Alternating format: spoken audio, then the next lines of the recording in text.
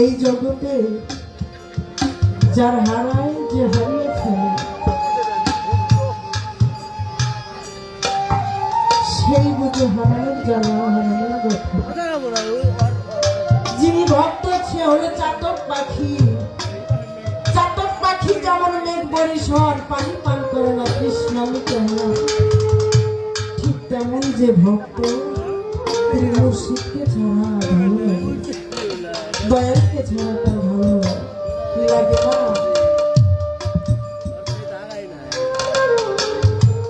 আজকে বাবা এখানে আসি,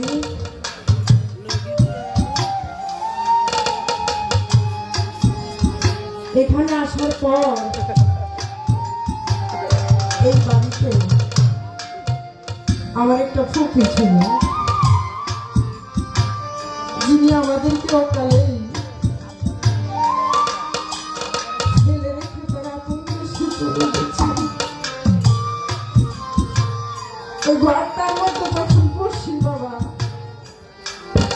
আমি খারাপটা পর্যন্ত আমার গলা দিয়ে নামে না। সেই মানুষটার কারণে আজকে আমি এই বাড়িতে আসছি। আমার ফুপা, আমার নুরানন্দ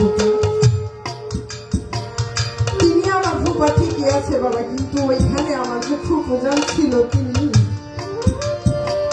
তাকে আমি পাইনি।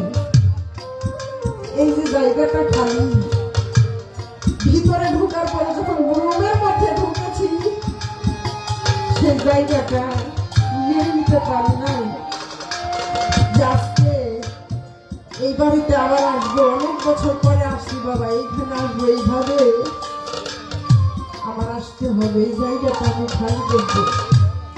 তাই যার হারাই সেই বুঝে হারানোর জ্বালা, হারানোর যন্ত্রণা।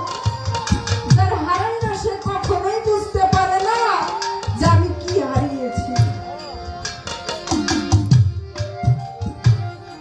আমার দয়াল আছে, আমার পিতা মাতা আছে, আমার সবই কিছুই আছে বাবা, তারপরেও ভয় হয়। কেন জানে? এই জগতে আসার সিরিয়াল আছে কিন্তু যাবার কোনো সিরিয়াল হয় না। আজকে আমার যে ফুপু চলে গেছে বাবা, সেই ফুপুটা ছিল ছোট, বোনের মধ্যে ছোট ছিল, সবার ছোট না, তার ছোট আরেকটা আছে। কিন্তু এই যে চলে গেছে, আসার সময় আমরা সিরিয়ালে আছি কিন্তু যাওয়ার সময় কোনো সিরিয়াল হয় না। ভয় হয় কখন যেন কেউ চলে যায়। তাই সাধু কি বলে, যেদিন হইতে আমার